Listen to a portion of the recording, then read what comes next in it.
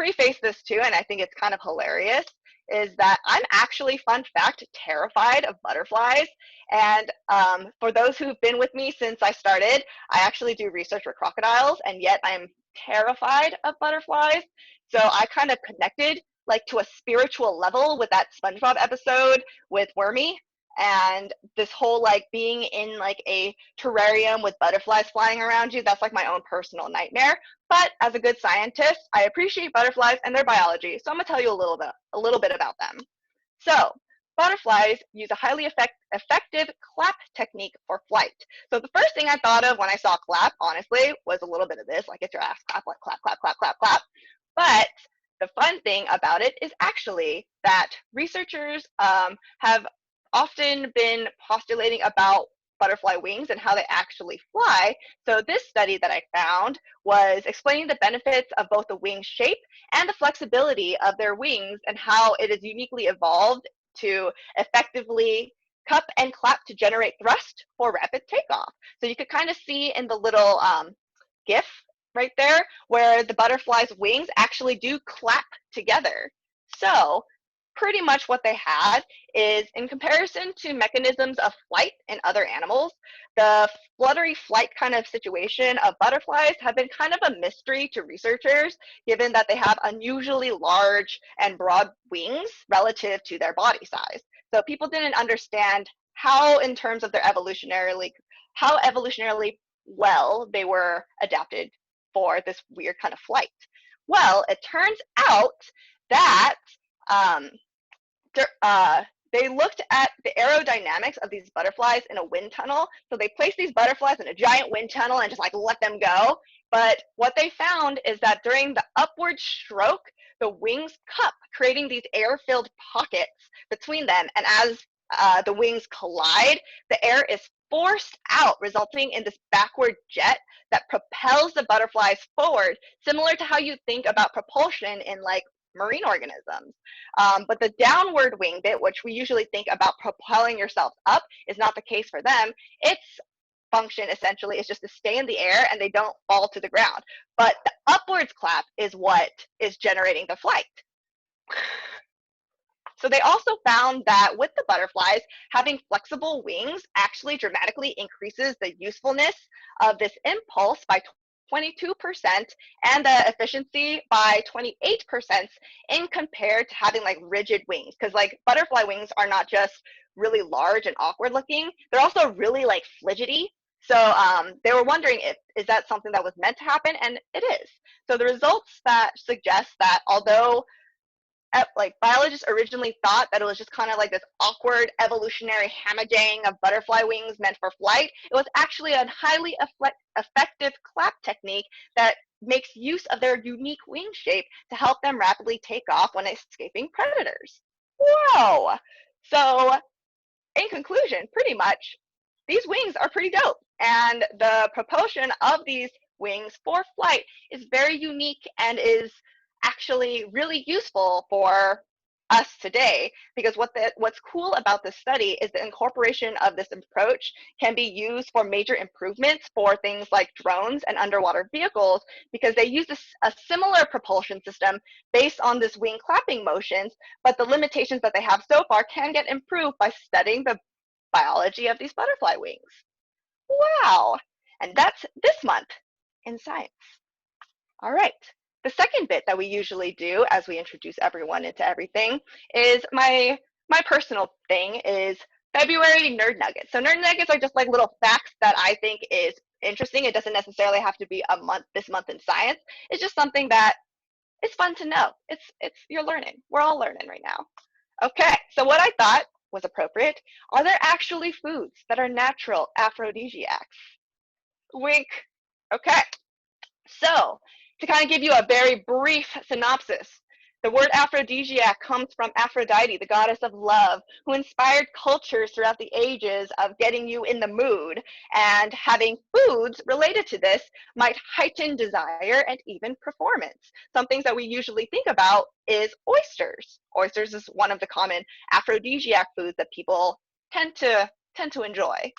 But aphrodisiacs are also there's a wide variety of random things throughout history, and this includes um, hippo snouts from Pliny the Elder back in ancient Rome. In Elizabethan times, we also have prunes, and so prunes were so highly regarded as aphrodisiacs, they were served for free in brothels. Think about that. Free prunes for everyone in a brothel. And then we also have in Colombia and Central and South America, leaf cutter ants were usually given as wedding gifts to help with the fertility. And then also so there was a Maharaja that ingested crushed diamonds because they thought that, hard things get hard, science, whatever. But typically with all of these things that we associate these aphrodisiacs with is kind of with wealth, power, and kind of the obscurity of obtaining them kind of meant high status. So is it really these foods that are aphrodisiacs, or is it just because like I have ridiculous amount of money and money usually gets people in the mood? So to kind of going into the physiological aspect about it, going into the nitpicky science, so what studies have looked at is phenylethylamine. Phenylethylamine, oh my God, I drank already, so I don't know how to pronounce things. But also known as PEA, is a stimulant that the brain releases in the early stages of infatuations. And this essentially hormone or stimulant is related to amphetamines, surprise, surprise, but it's kind of the rever upper that allows us to stay awake at night. It makes us lose our appetite. It kind of gives you this sense of thrill and allows adventurers to feel like alert and self-assured and ready for whatever the world has for them. But also in terms of thinking about arousal, like physically being aroused, well, blood flow. Blood flow is actually very important. If you can relax the blood vessels and improve blood flow below the torso, it aids in arousal. And some foods do improve blood flow, and such as things in that are high in omega-3 fatty acids. So we got the Mediterranean diet has a lot of foods that are high in omega fatty 3 acids, such as salmon, avocado, olives. You also have dark chocolate, which people think of like all the time, and chocolate for Valentine's Day, that's supposed to get you in the mood, but it's mostly because, it's actually good for blood vessels and stimulating certain hormones. And then also we have red wine. Red wine is good for stimulating circulation. So if you actually do have normal circulation, maybe these food items don't actually really get you going, but they're things that do help in terms of the process. Mainly, all of these foods or food products are rich in components that promote cardiovascular health, heart health, and then improve and increase levels of serotonin and dopamine, which are your happy drugs. And then they produce anti-inflammatory activity. They cause vasodilation, and they also increase androgen levels. So these are all important factors in sexual performance. And then also studies have shown just the placebo effect of eating these foods because someone tells you that it's going to get you going. It gets you going. It does you good. Well, placebos actually does improve performance and improve health because people think it can happen. So to kind of round it all together, are there actual natural aphrodisiac foods?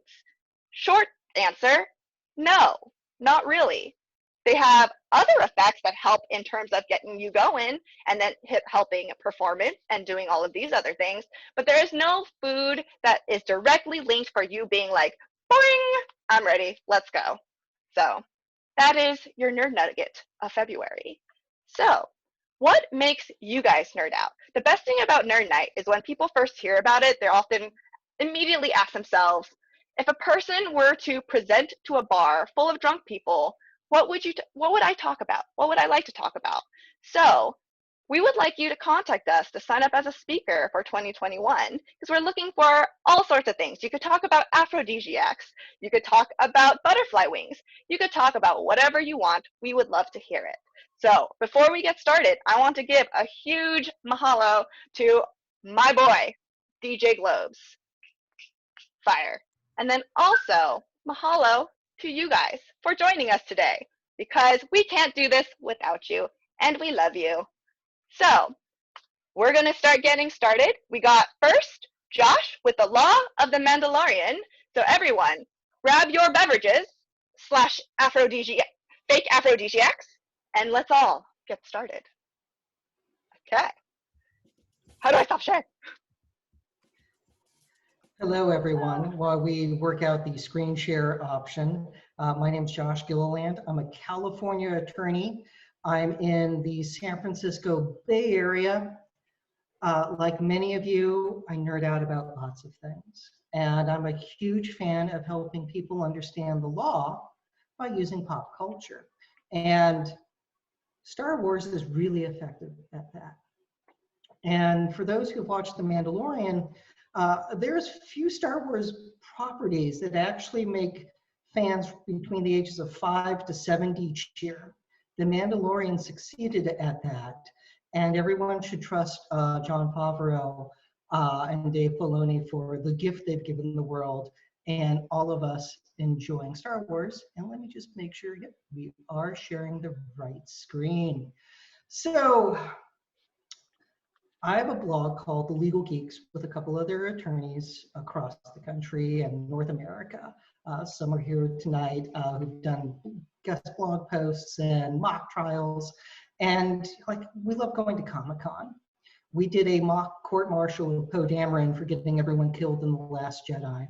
One of the Canadian attorneys on actually did a war crimes trial of Thanos for the events of Infinity War. And this is my creative outlet. Some people paint, some play a musical instrument. I like blogging and podcasting about the law. And I want to give a special shout out to one of our attorneys and his wife, Jordan and Sarah, up in Portland. They had their baby last week and their first child. And you can see they are raising him right already because he has the I'm a Jedi like my father before me. They're a wonderful couple who actually do have their own custom lightsabers. Wonderful, and they've helped with a lot of our mock trials and panels in the past. So for The Mandalorian, there are a lot of great issues in the first two seasons. We're going to focus heavily on season 1, but we will get into some of the season 2 issues that presented, that we just had, that were a lot of fun. And the first up is, let's talk about being a child's parent or guardian. Now, at the end of season 1, we have the armorer tell the Mandalorian, a foundling is in your care. By creed, until it is of age or reunited with its own kind, you are as its father. This is the way. Well, this is not a legal proceeding. This is not normally how an adoption or a guardianship would work.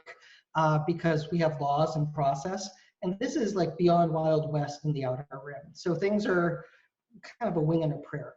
And this branch of Mandalorians, who are the, I'm suddenly blanking, but they are an offshoot that have their belief system of what is the way. And this was their way of recruiting. They take in orphans and they raise them as their own. Which is why we see a really heavy reference throughout the series of the foundlings or the future. Because the main character, Din Djarin, is a foundling himself who survived the Clone Wars. Well, how does adoption work? And some quick high points. In California, since I'm a California lawyer, an adult can marry a minor who is not married. And if you're going to adopt someone, you have to be 10 years older than the child. Problem, Baby Yoda, proper name Grogu, is 50. Din's probably early to mid 40s. That's a problem because he's not 10 years older than the child. So what do we do in this situation? And that would be have a guardianship, which is when you can take someone who is not of sound mind, who could be, for whatever reason, they need someone to care for them. This could work. Now, we don't normally see a 50-year-old infant because that's not how life works, but this would be the proper legal situation for being able to have the Mandalorian act as the child's father. Now, we did a mock trial in the before times, before COVID shut everything down last March. So we literally squeaked in with the most well-reviewed live panel at a con in 2020. Sure, it was like 40 people in the audience, but we still pulled that off, where we had a guardianship petition by the Mandalorian for the child, and it was wicked good fun. We got the video on our website, and there would be problems with this because the Mandalorian lives in a spaceship full of weapons. Now, the weapons are under lock and key, but this would be kind of a brutal hearing on whether or not that's in the best interest of the child. In our fictional case, we found, the judge found for Din Djarin, because when you're looking at like a 200-year commitment to raise someone, that's a pretty big commitment. But when you think about a spaceship and the Mandalorian being a bounty hunter, is that safe? Well, we get into the immediate issue of child endangerment, which is when you have wanton and reckless conduct. And at the beginning, like any young parent, there's a big learning curve for Din Djarin with the child on things you should do and things you shouldn't do with a child. Like land on Tatooine and leave the kid alone in the Razor Crest on a planet with 2 suns that's boiling hot. 20 states have laws prohibiting leaving a kid in a hot vehicle. Now, what about the other 30? Well, that's something each legislature should take up. But you can't do that. That can be a misdemeanor to a felony, depending on the state that you're in. Now, when we get into Din's job, he's an independent contractor. He's part of this guild that allows bounty hunting. Well, what is a bounty hunter? In our laws, there's very few states that use the term bounty hunter anymore. I think Tennessee is one of them. There might be a couple others, but most just use bail bondsman. And it's capturing someone who's jumped bail. And when we see Grieve Carden on Navarro giving Din different assignments that he could take, we see something different. We have traditional bail bondsman activity, and then we have things that start looking like being mercenary. Now, at the opening of the first episode of The Mandalorian, we have him telling a prospective suspect that I can bring you in warm or cold.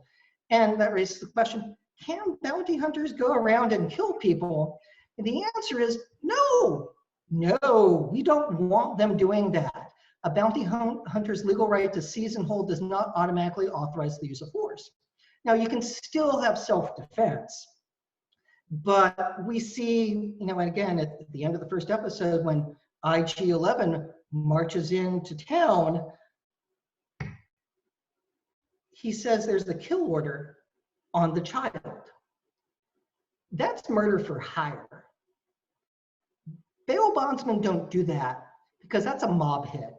And we don't want bounty hunters rubbing people out. So what we see for bounty hunters in The Mandalorian is something familiar and something completely illegal. They do both. And that's storytelling. That's Star Wars. It's not real life.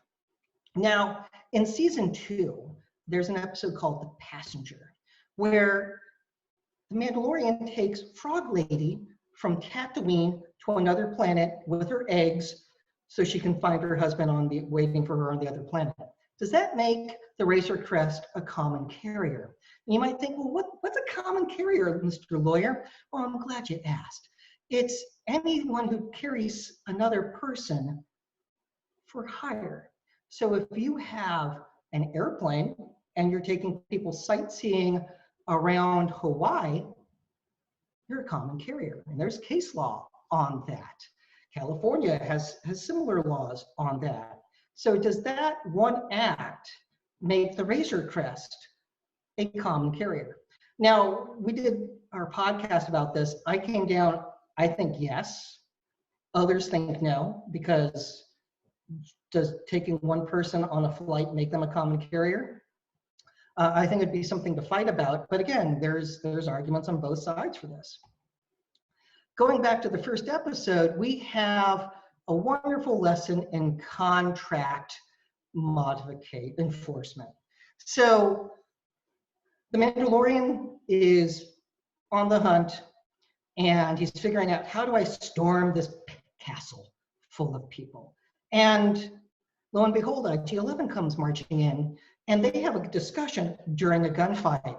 Is that a valid contract? Well, the rules for contract formation are offer, acceptance, consideration, and performance. What do we have here? There's an offer, there's acceptance, but there's one term that's not agreed upon with IG-11 getting the reputation credits.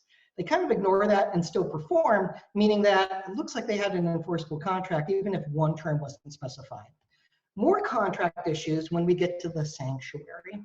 And this, we have the krill farmers on Sogan who failed to disclose there's an ATST running around that can blow things up. Is that a material term that should have been disclosed? Yeah. If you're going to hire someone to be private security, you should tell them there's a walking tank that can blow you up. That's a material term. Now, you can argue that maybe they didn't know, maybe they didn't understand, and if that's the case, there could be some ways out. But this does get into a quick issue of, did they modify the contract or did this avoid the contract? Speaking of contracts, let's get the introduction of Bo-Katan in live action. So for everyone who watched the wonderful series of either the Clone Wars or Rebels, Bo-Katan is a very important Mandalorian who is the sister of Duchess Satine. So the amazing Katie Sarakov played her animation in live action.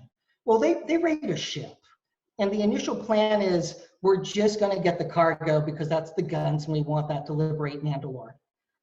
Mid-raid on this cruiser, she says, no, we're taking the ship. This is contract modification during the contract performance. Problematic. So you can modify a contract. That's completely legal, but there has to be consideration that takes place. And if one party can unilaterally modify a contract, you have to be limited by good faith and fair dealing. Is doing this in the middle of the raid good faith? Now, there's the other half of this as the consideration for contract modification can't be duress. And like, if they're in the middle of this firefight, that's kind of duress and coercion right there. So there's problems with this, but Mando rightly doesn't punch out because of what they're doing. And just for like a little fun boating humor, since we are talking about Hawaii, we have a speed limit for the aircraft taking off from this pirate port. And why do they want that? Well, they're surrounded by water, and vessels are responsible for their wake. And when we see the cruiser pull up, it causes massive wake that does lots of damage. They would be responsible for that. Now, some of you might be wondering, can I just disintegrate Jawas if they're stealing stuff off my spaceship?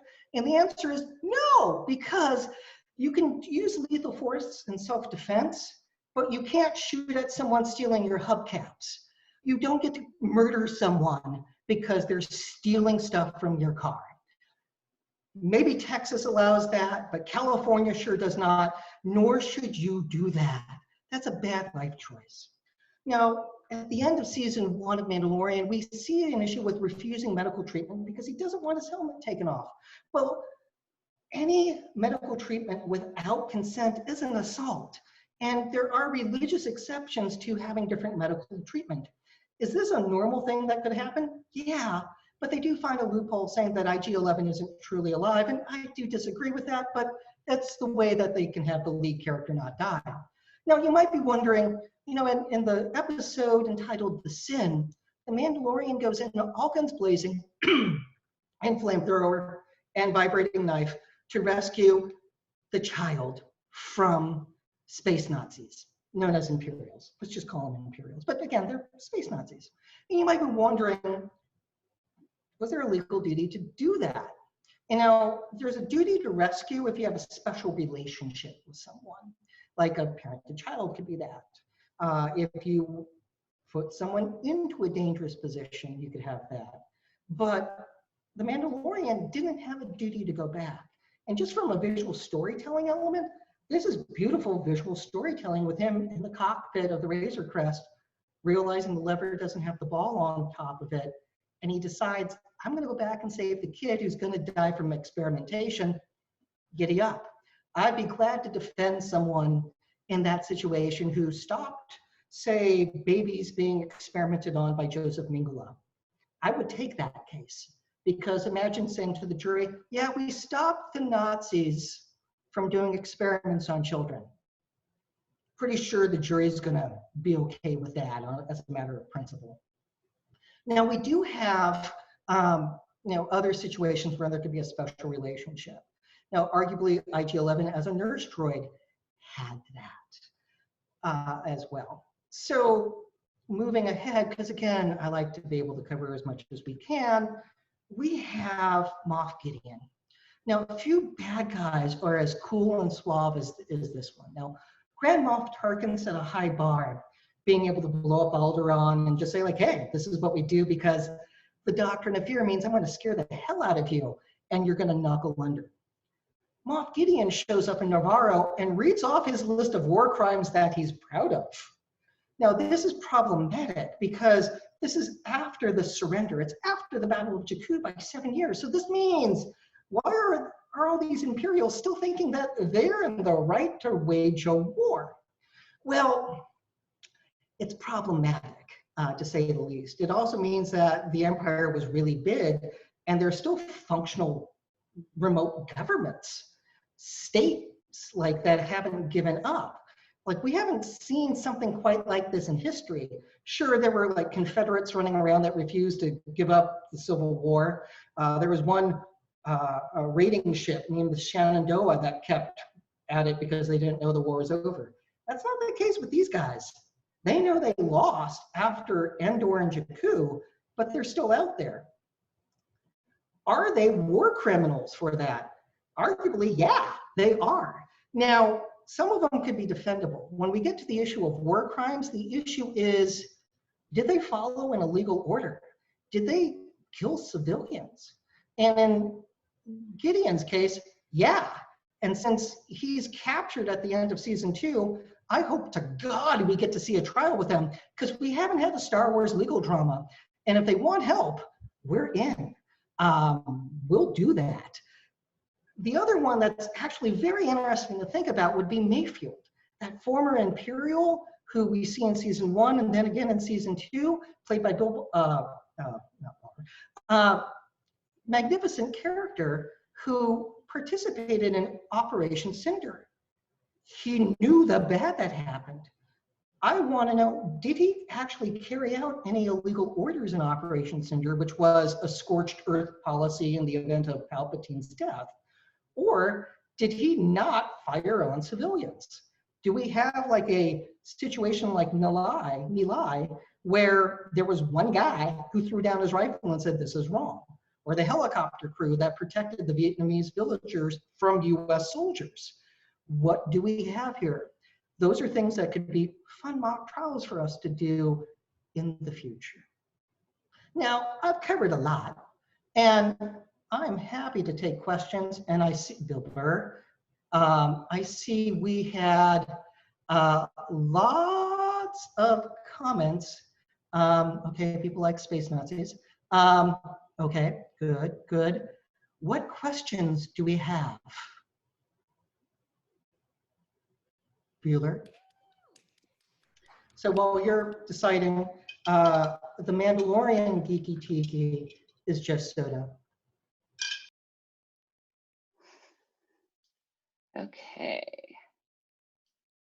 Okay, so you see that in present, or like in the presentation mode now? Great, okay.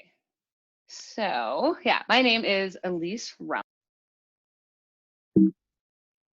Oh, can you guys hear me? Yes. Okay, sorry, my headphones just disconnected for some reason, but I can keep talking without the headphones. Great, so yeah, I am at the USGS Astrogeology Science Center in Flagstaff, Arizona.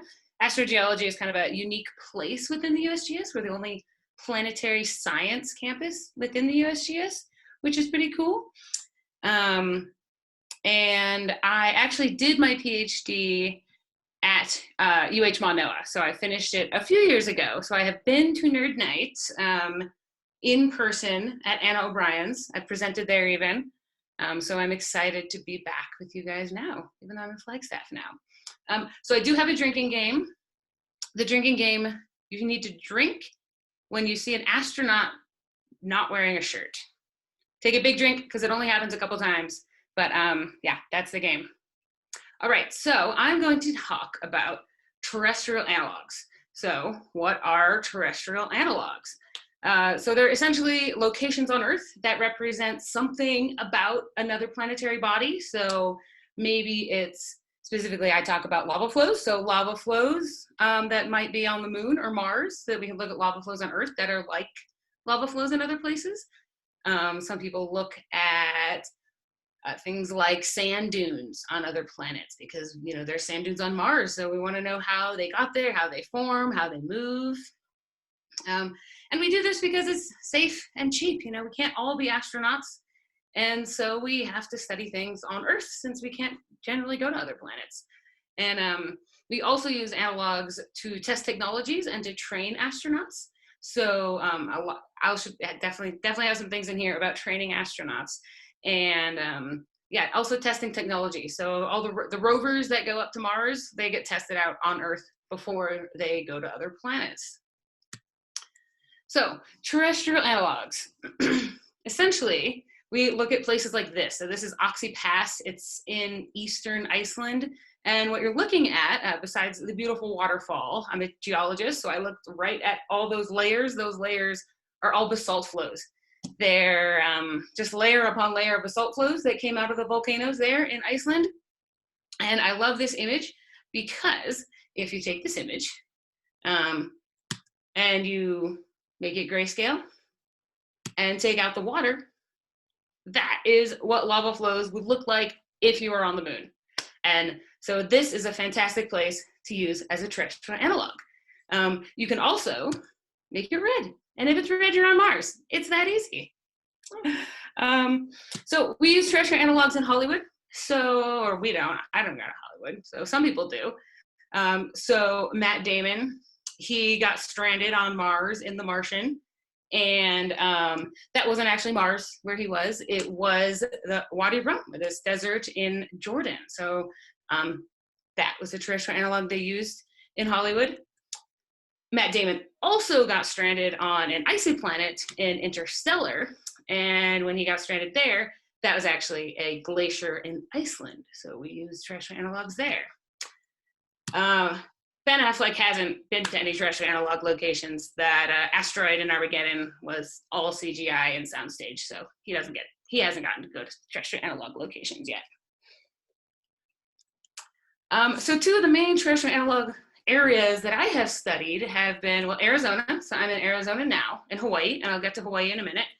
And I mentioned astronaut training. So a lot of what we do for terrestrial analogs is so that so that other people can understand the geology on other planets, but also for the astronauts, because the astronauts weren't geologists, they weren't biologists, most of them weren't scientists at all.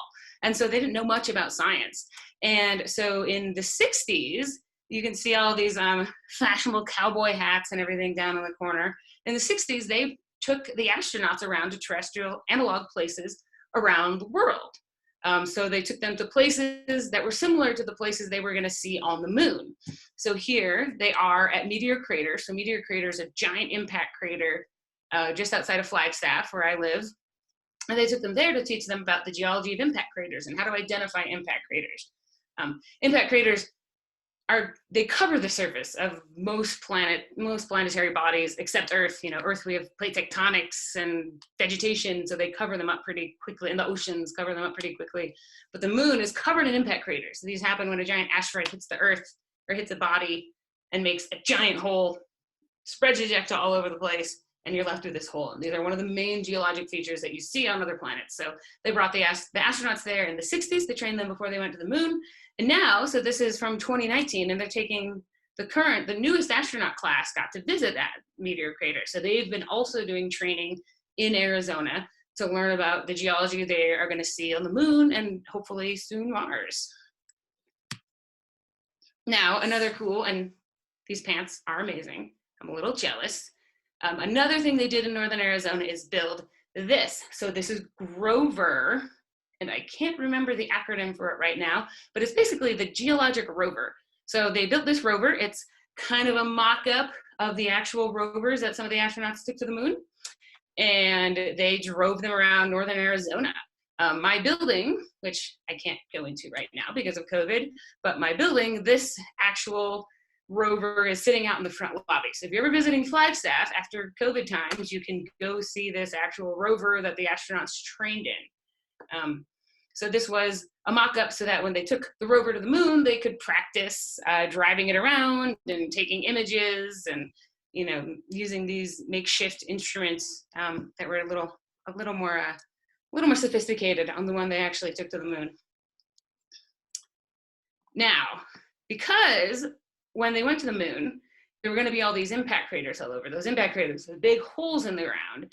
And they have this rover, and they needed to teach the astronauts how to drive around these craters and how to identify the craters. And so in Arizona, this is up by Sunset Crater. It's about 30 minutes outside of Flagstaff.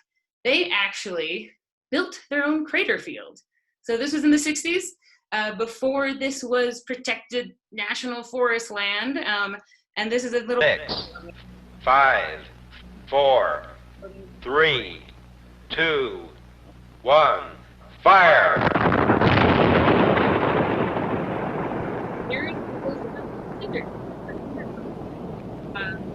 Yeah, all the cinder deposits, they buried a bunch of explosives in there, and then just... Now we need 61 craters of intermediate age.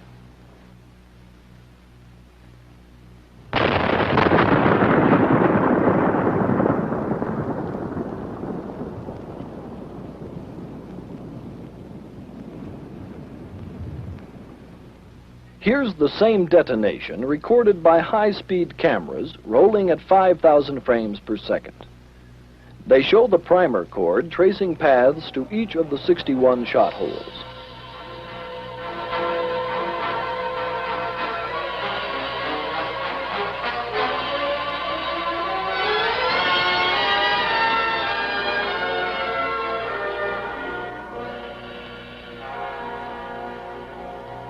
Later, the 11 youngest craters are exploded. As each set of craters has scattered debris over the surface, we have created an altogether new geologic area, with the oldest ejecta on the bottom and the newest on top. In some places, the original layers of cinder and clay have been completely turned over. We have changed a rolling cinder field into a crater field. But how closely does it match the topography of lunar site 2P6? Yeah, so I think getting permission to do some things in the, national forest was a little bit easier in the 60s than it is today. I'm not sure we could get away with that today. Let's see next. All right, share this. Oh, there it goes. Okay, so another cool, interesting thing that they did in Northern Arizona. Because of its complex... They tested a jetpack. So let's watch this. Oh, and we have to drink because there's an astronaut without a shirt on. Topography, this particular area was selected for an examination of possible application of small rocket devices.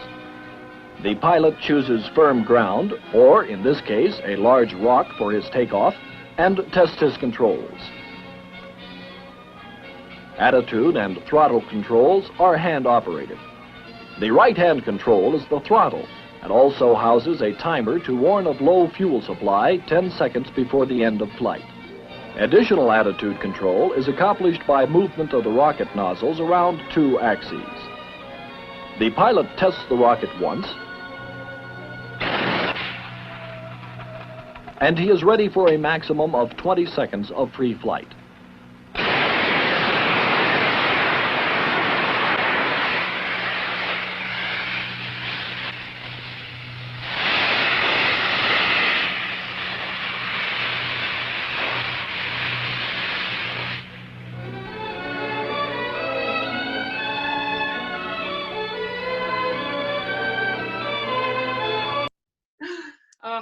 love those corny old videos. They're just so good.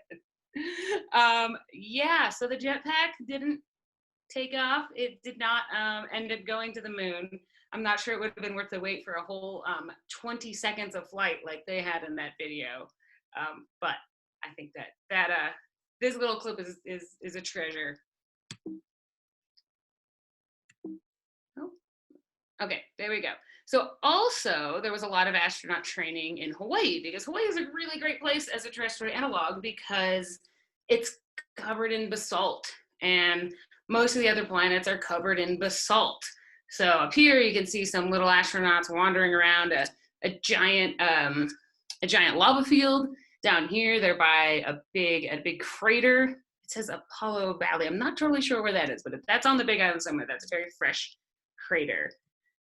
And then, all right, I'm going to stop sharing my screen and share a different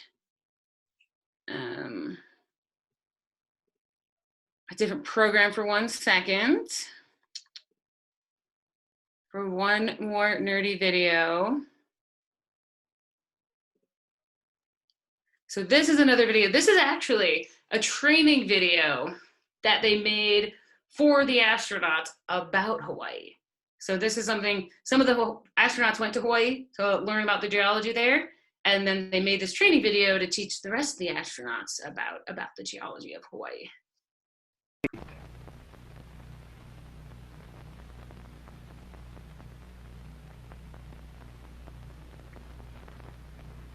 Halemaumau crater, in the southwestern part of the summit caldera, has been a long-continued site of eruptive activity at the summit of Kilauea. In the past, Halemaumau has several times been brim-full with molten lava. In January 1965, the crater was about 700 feet deep. Most of the features exposed in the crater floor were formed during eruptions since 1952. The spectacular eruptions of 1959 and 60 produced a collapse of 350 feet in the bottom of Halemaumau. The most recent eruption in Halemaumau in 1961 was heralded by rapid swelling of the summit area, as shown by tilt meter readings and by numerous earthquakes.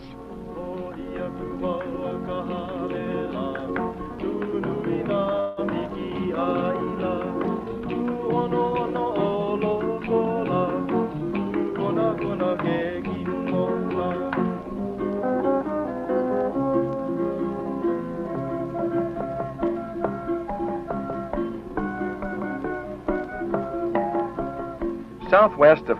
All right. Go back to the PowerPoint now. I just love those videos. They're so corny. If anybody else loves those videos as much as me, I'll put my email address in later and I will certainly share them with you. And share my screen back to here. Okay. Yeah, so there's a long history of astronaut training in Hawaii, and now there's this really cool program that's been going on for a while called High Seas up on Mauna Loa.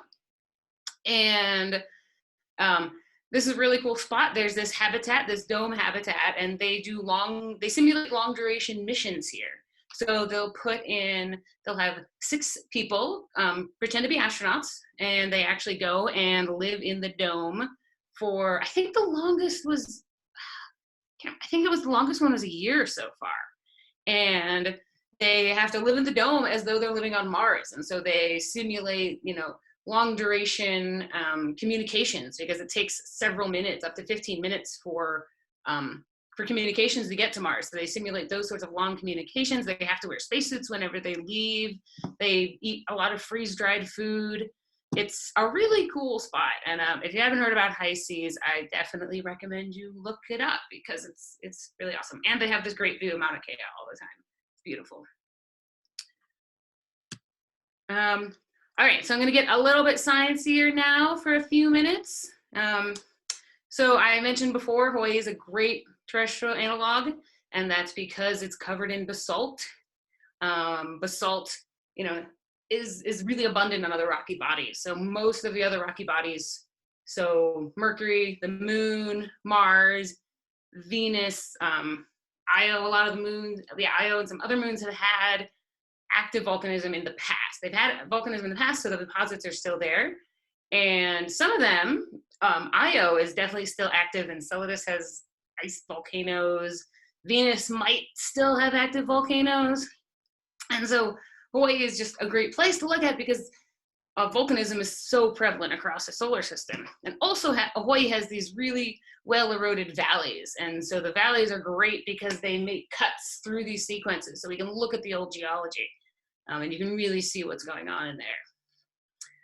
So a little bit of the research I've done in this, and this is, this is part of my dissertation that I did while I was at UH, was comparing lava flows on the moon to lava flows on Oahu. So you can see the image on the left. This is an image from the Lunar Reconnaissance Orbiter. So it's a satellite that has been circling the moon since, 2009, 2008, 2009, somewhere around there. And this is a panchromatic, or just basically it's a black and white image of the surface of the moon. And what you're seeing there are the layers, the lines that you're seeing are layers of basalt flows. So when you look at this, this is the image on the moon is of an impact crater. So we saw those images of meteor crater, a giant impact crater, where an asteroid or something hit the surface and left a giant hole. Now you have these walls. That's great on the moon because these walls leave deposits. So you can see under the surface where these impacts hit.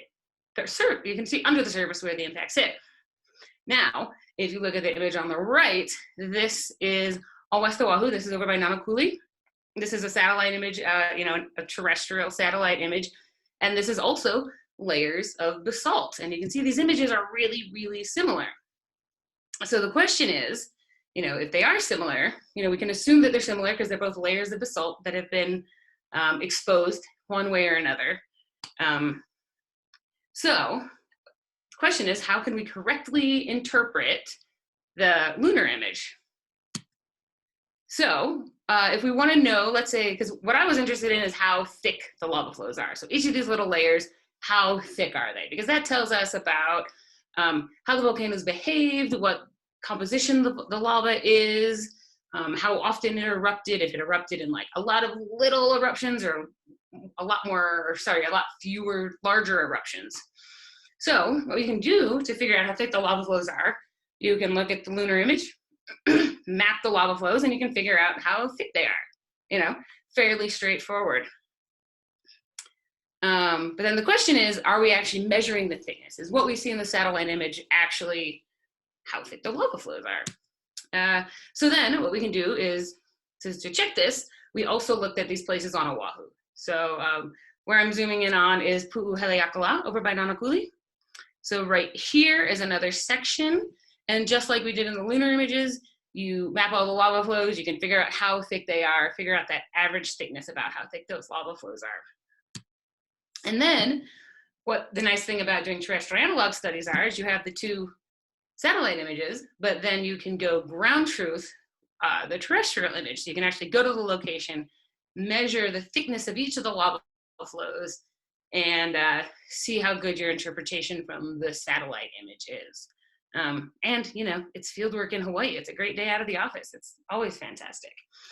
This is my field partner, Heidi. She's still at UH. I forget which department she works in now, but she's still around. So we went out, we measured the lava flows.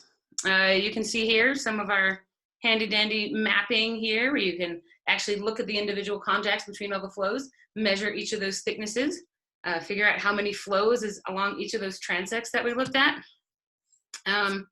We can skip this one. But basically, what we found is that when you're looking at the image, when you're looking at the satellite image, you're measuring outcrop thickness. You're not measuring the thickness of individual lava flows. So if you're not familiar with the term outcrop, think about, when you have a road cut. If you drive through a road cut and you look up at the rocks on the wall, it's not all just one layer. You're going to see one massive wall of rocks, but there might be several layers within there. So what's happening in the satellite images is that you're seeing, when you think you're seeing one layer, what you're seeing is that whole outcrop. You're seeing that whole bit, but you can't differentiate the individual layers within there. So that's what's happening on Earth. So we figured that's probably what's happening when we're looking at the images on the moon as well. And oh, here we go. This is another image that shows this. So this is Apollo 15.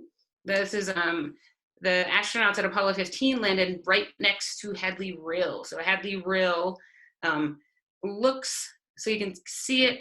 Oh, my pointer doesn't work, but if you look at the left image, you can see close to where that zoom is, you can see that long, sinuous, kind of river-like looking feature.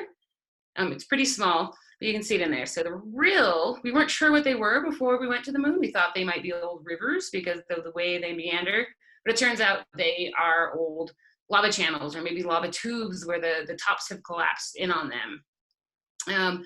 But when they went to the moon, they were able to image really closely the side of the lava, of the side of the rill. So basically inside the rill. So think of a big channel cut down into the ground like a valley, and you can look across it and see all the layers. So they were able to take these great high resolution images of inside those layers, and you see layers of lava flows. So in this close-up image, you can see that there are several layers in there, but when you look at it in a satellite image, you don't see several layers. You basically see one full layer through there. So that tells us that what we're seeing on Earth is probably pretty similar to what we're seeing on the moon, in that we aren't accurately measuring the thicknesses of the lava flows. And this has a whole nother implications for volcanological history and the thermal evolution of the planet, but we can go into that another time. So yeah, thanks. I'll leave you with this image of SP Crater, which is also here in northern Arizona, and it's another great terrestrial analog. So thanks. If you have any questions, I'll take them now. From Paul Revere, but it's all right. We'll talk about a little bit of the Hawaiian Rare Plant Program, seed storage, germination, and research that's going on in the seed lab and in the the Hawaiian Rare Plant Program labs at Lion Arboretum. I'm Nate Kingsley. I'm an evolutionary biologist. I have a background in genetics and plant conservation and herbarium curation. So we'll go ahead and go. So a little bit about the Hawaiian Rare Plant Program. So there's the microcrop lab, just a little overview, and it's where we have a lot of the in vitro tissue cultures for a lot of the plants. And there's the seed conservation lab, which will kind of be the crux of this talk, as well as the rare plant greenhouse, where a lot of the plants that are grown up in both of these institutions can become more mature adult plants and get ready to go back out into the wild.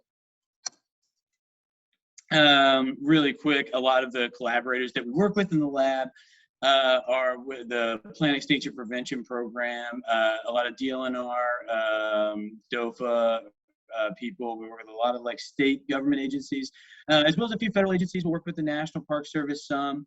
That gets a little bit trickier with plants that, and seeds that come from federal land. So we'll stick to the state stuff for this talk. And some of the watershed partnerships as well. So a little bit about the rarity of Hawaiian flora. For anybody that doesn't know, or since we haven't talked about plants yet so far. There's a lot of endemism that's going on here in Hawaii. So we have a lot of really rare endemic plants. And you guys can read, so I'm not going to read all these for you, but about almost 90% of endemism in flowering plants, and a lot of extinction, to almost 10% of those are going extinct.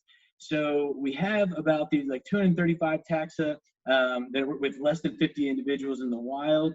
And so that's actually one of the qualifications for the plant extinction PEP categorization, is to have an individual that's like less than 50 individuals, or to have a population that's less than 50 individuals in the wild. So that's a lot of what we work with. We will work with some common plants, but the rare ones are more of our bread and butter here. So. So a little bit about microcrop, and I will refer to them a couple of times throughout the talk because they are our sister lab, and they do a great job picking up where we leave off. As I'll talk about a little bit in the, further, there are some seeds that just can't be stored for certain reasons, and we'll get into that. But the ones that can't, it's usually, a lot of them will be cultured in the micropropagation lab. So it looks like they have about 20 to 30,000 plants, representing a little bit more than 200 taxa. And so what they want to do here is to propagate these and to make sure that we have remnants of these clones in an in vitro lab, so that in the instance that some of these may go extinct in the wild, that there are always these for backup. And so it's a lot of like subculturing and cloning.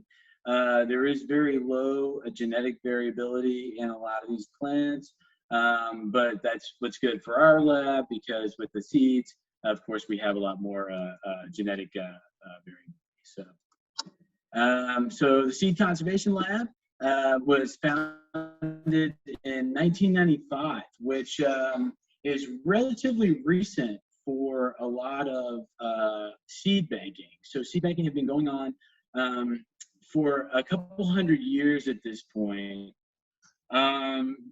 But there are a lot of preconceived notions, which again, I'll kind of talk about a little bit in the future here, that tropical plants were harder to be stored, or that they wouldn't be able to be banked by conventional seed banking methods.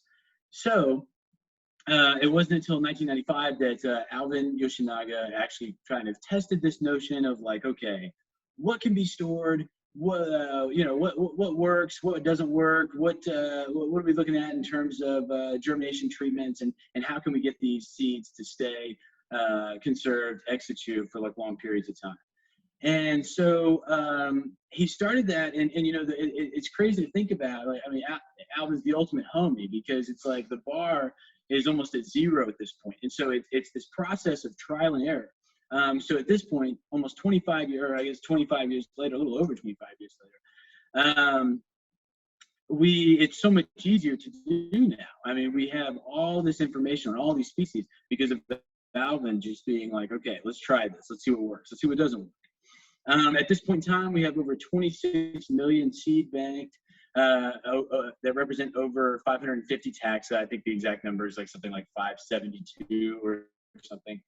And a little bit more than 50% are endangered. And again, that goes back to like, we're working with these really rare plants. So working with threatened species, endangered species, as well as these PEP species, right? So endangered and threatened are those federal qualifications, and the state regulations are the PEP ones.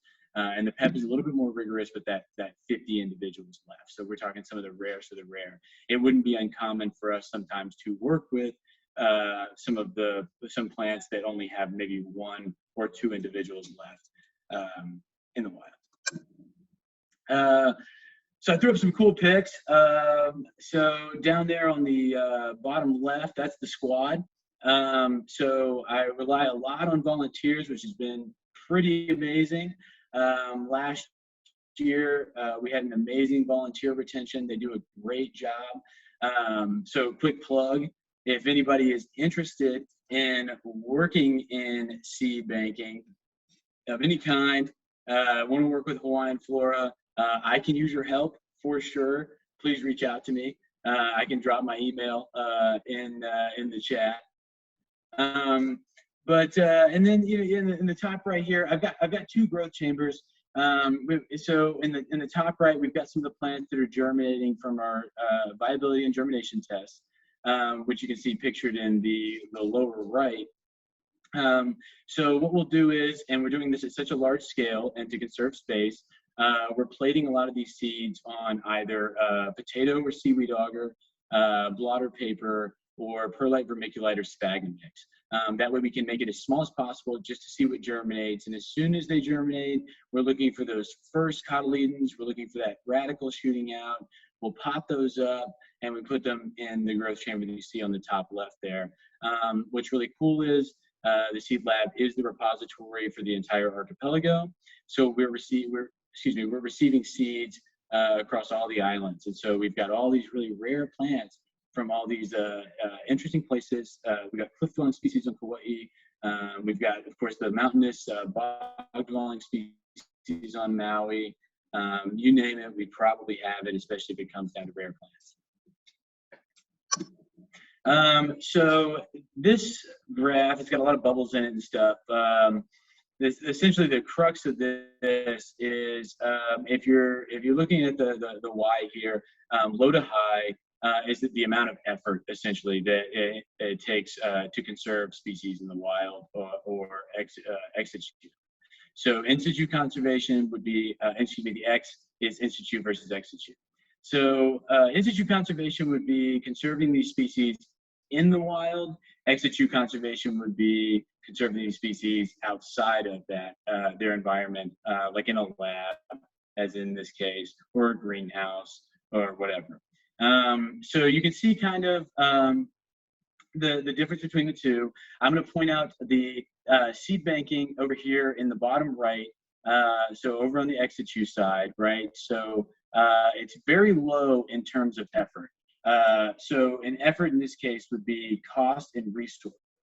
It's very, very easy to, so I said 26 million seeds earlier.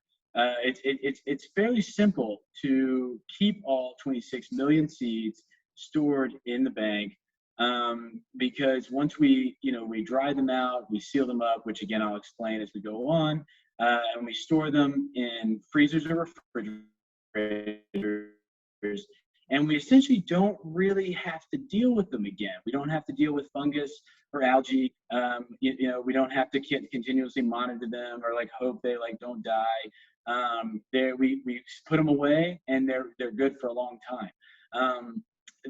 Especially as we accumulate data that suggests that seeds can, like certain species can last longer, we can kind of like black box them in a sense, and maybe put them away for like 20 years and then pull them back out and maybe do some more of those viability testing, or pull them back out, of course, when they're needed. In situ conservation obviously would be ideal, but it doesn't make a lot of sense in terms of resources and cost. It would be very difficult to go about keeping all these plants alive in the exact habitat and place where they are. It requires a lot of help from a lot of people, a lot of time, a lot of money, and sometimes a lot of travel, depending on where these species are. So it's a little bit easier to conserve these species ex situ, and that's the idea here. Is what we're doing. So this kind of reiterates the highest levels of genetic variation is in comparison in vitro subculturing, which is great, especially for the plants or the seeds, excuse me, that can't be stored by conventional methods.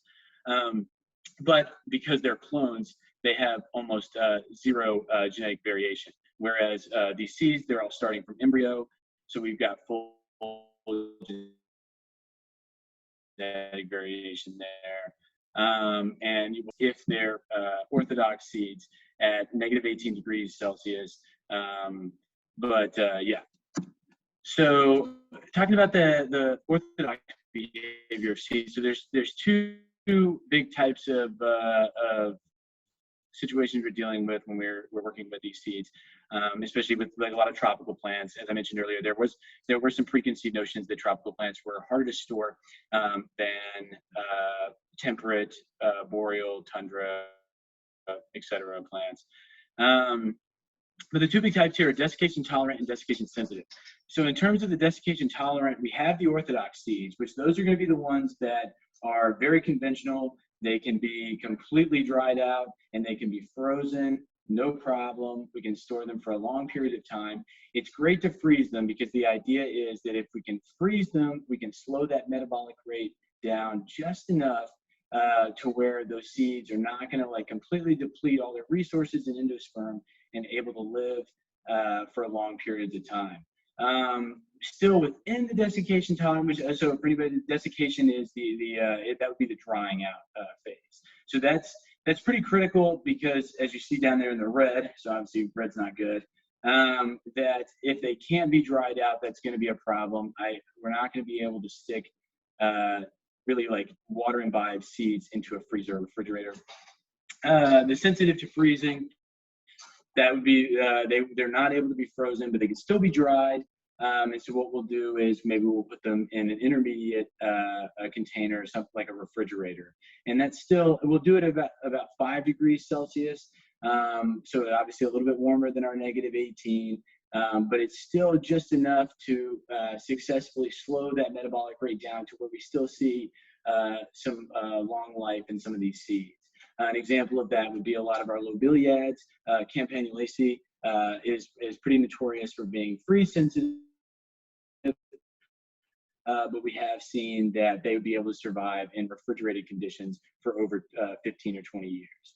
And then we also have short-lived, which those are ones they can be dried and they might be able to be frozen or refrigerated, but they just don't last as long. That one gets a little bit more complicated because that might also be slightly, I find as we do more research on a lot of these species, sometimes short-lived can be just, we don't have enough evidence to suggest that maybe it's more desiccation sensitive or sensitive to other aspects. So freeze sensitive seeds, here's some examples. I know people like pictures. Here's some cool pictures. So we've got like some begonias. Again, there's that Campanulaceae. So that's those little dahlias like Cyania and stuff.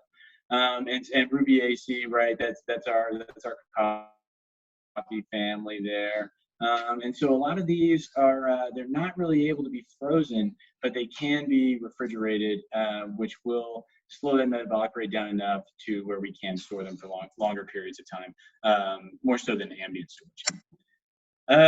More examples of short-lived seeds. So there are some species up there for you too.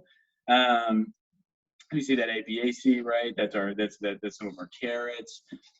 Behavior, so some of it is resulting from the collection methods as well. So some of that, like maybe we don't have enough research, or because some of the seeds we work with are really rare, some of the data is really limited. We're working as hard as we can to make a fully encompassing data set.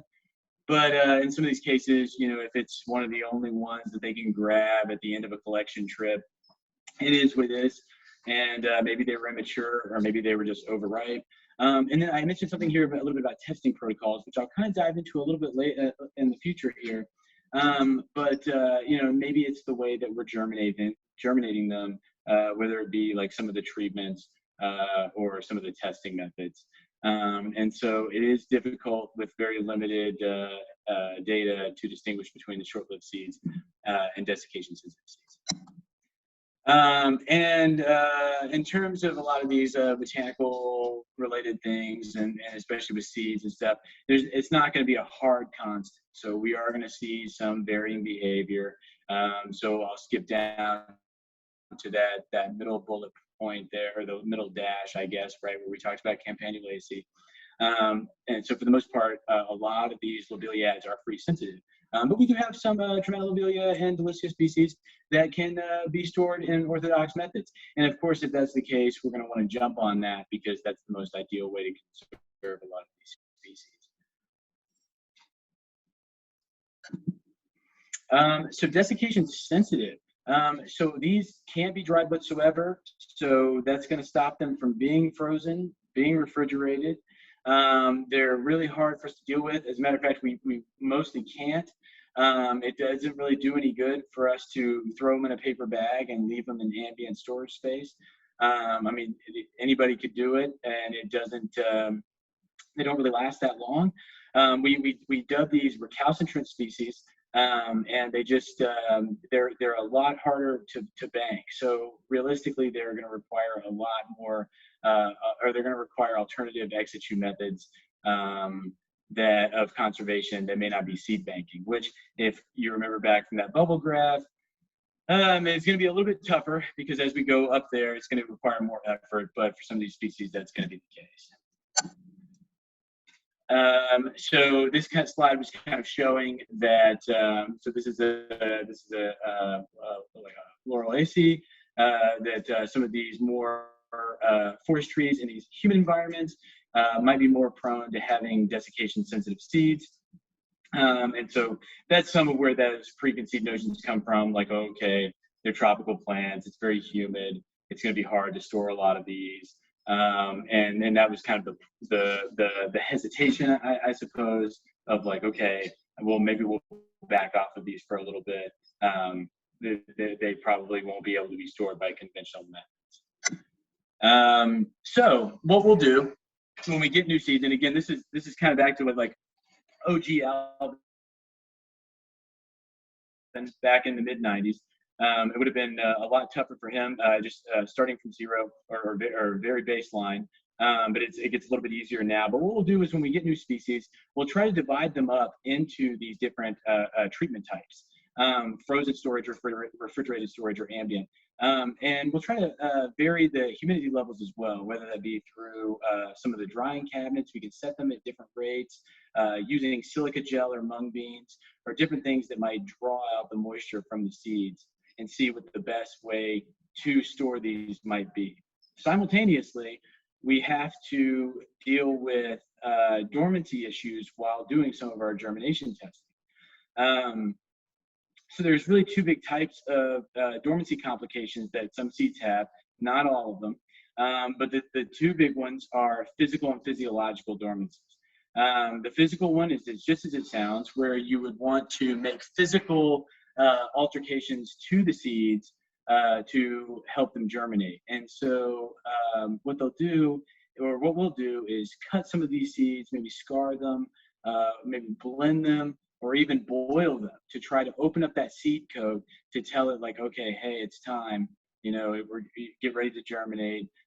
Especially as we plate them and imbibe them with water, it can get through that seed coat and start to grow.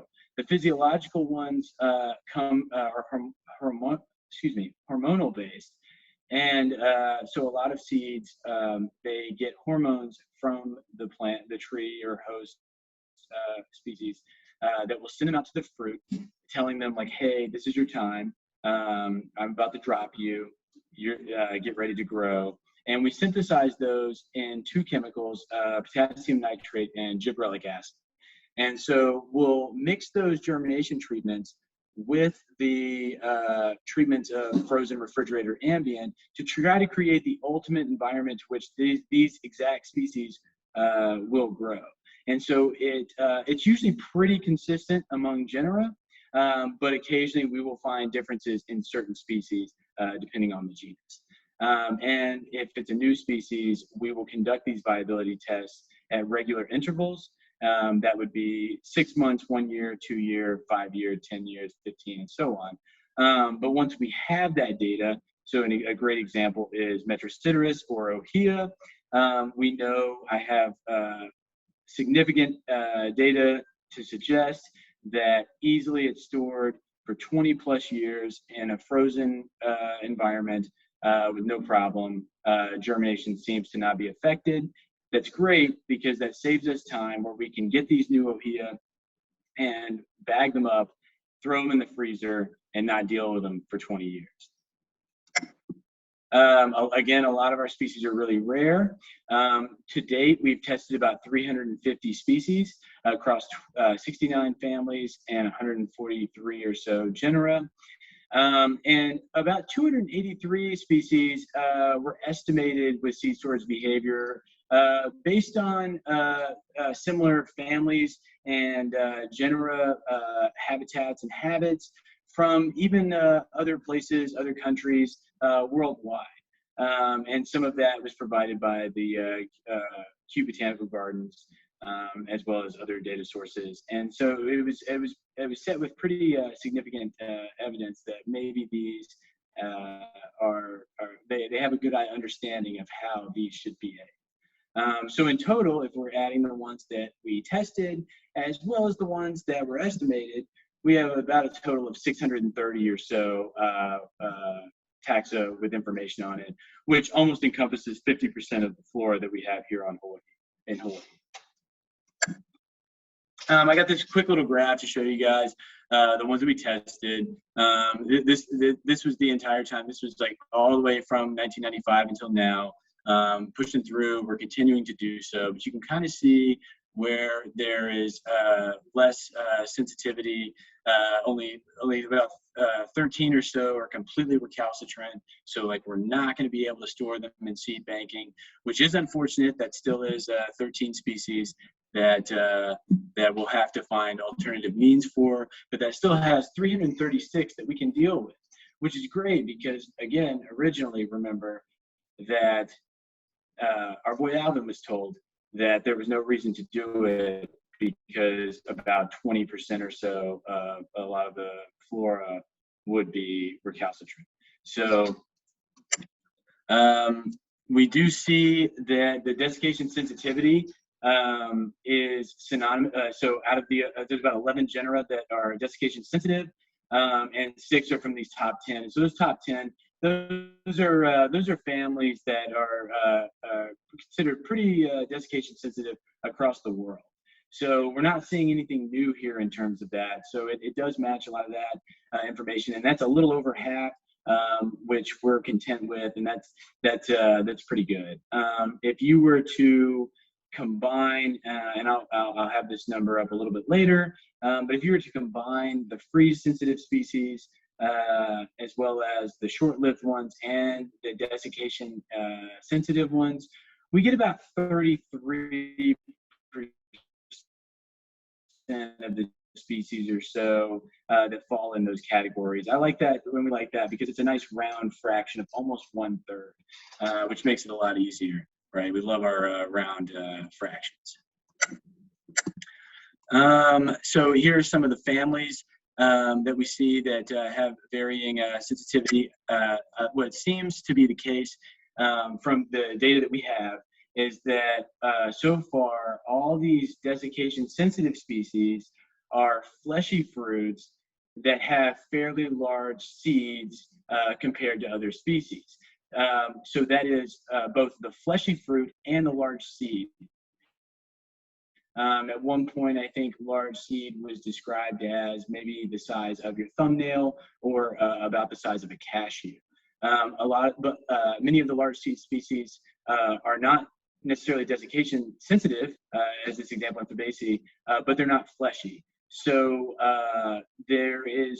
we're trying to maybe look at the correlation of the combination of the two, fleshy fruits and large seeds, not one or the other. Of course, there's going to need to be more research done in that. We need more seed mass to be quantified for more species and more repetition. It gets a little bit difficult with some of these rare species. As I said, we get them few and far between, but that's kind of the trend that we're going for, and that's the pattern that we've seen thus far. So I gave you that nice 33%, so that leaves right of that free-sensitive, short-lived, and desiccation sensitive, so anything that's not orthodox in this case. So that leaves 67%, that's our nice almost 2/3 of species studied can be conventionally banked. And so some of those alternatives, if we're going to propose them because they can't probably be banked with us, would be maybe if we have the funding and we have the resources, the in-situ restoration would be awesome. Really getting out there and preventing extinction at the source. But of course, as it probably sounds, that takes a lot of time and it costs a lot of money. We can rely on our sister lab, the micropropagation lab. We do lose some of our genetic variability, but they are able to be subcultured successfully, and it's better than nothing.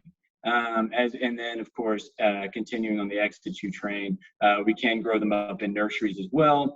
That one is a little bit higher, too, in terms of cost and resources. You have, of course, have to have a greenhouse staff. You have to treat them for mold, algae, fungus, insects, and, water them day to day and things like that. So it's not ideal, but with the ones that can't be stored in seed banks, we don't really have another option. So the idea here would be if we could continue to quantify a lot of the seed mass, we could get a better idea of, okay, what truly contributes to the recalcitrant nature of some of these seeds.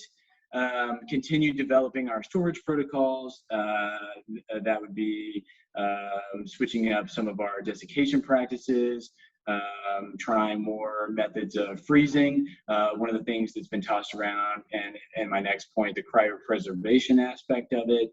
That would be obviously more than -18°C. And in this case, we'd be using liquid nitrogen to freeze some of these. And even more so expanding some of the data set to see how behavior would change with relationship to the climatic variables. I gave these examples of rainfall and temperature, but we'll even look at humidity, right? I mean, that was the big one. That was the one that was like building that wall that we had to tear down and be like, no, we can work through this. So that's a lot of the current research on germination and viability that goes on in the seed lab. Really quickly, just for kicks, I wanted to show y'all that some of the other things that we've been working on in the lab. We've got this microscopy project going on too, where we realized that a lot of these seeds, as well as the tissue cultures and herbarium specimens, not only across like our lab and microprop lab or Lion, but also the University of Hawaii in general, is not really like fully imaging a lot of the specimens. And so what we've done here is we've tried to image a lot of these seeds to put them onto an online database so that they could be accessed to researchers. If you're looking for genetic material, of course, that's going to be a different story. But if we're looking at like systematists or taxonomists and variations and like morphology, this would be a great place to start, as well as we have like very basic like seed data too, like mass and height and variation and stuff too, that the researcher could quickly look at and ascertain the data that they need from that. We hope to, once we get all these images, post them onto some kind of database.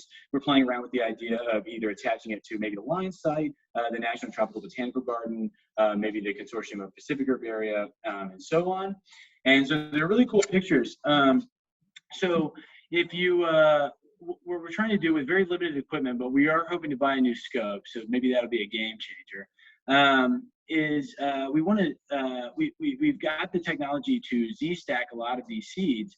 And so what we're doing is we're taking images at multiple focal planes to create a fully encompassing depth of field for a lot of these seeds in the process called Z-stacking. And so you can see the image on your left is before we compiled a lot of these into one image, and the image on your right is after. And so really quickly, I'll gloss through. I've got more. You see on the left, a little bit blurry, a little bit more polished, and so on, as well as different orientations. This today is not a great example, but I've got another one here coming up, feature, dorsal, and variation. So we can encompass more of the seed images instead of just having one picture. And so with this abutylon, so here would be the feature, dorsal, ventral, and then the cluster. And you can kind of see where there's some phenotypic plasticity going on there. Yeah. So yeah, thank you guys so much. And if you have any questions, let me know.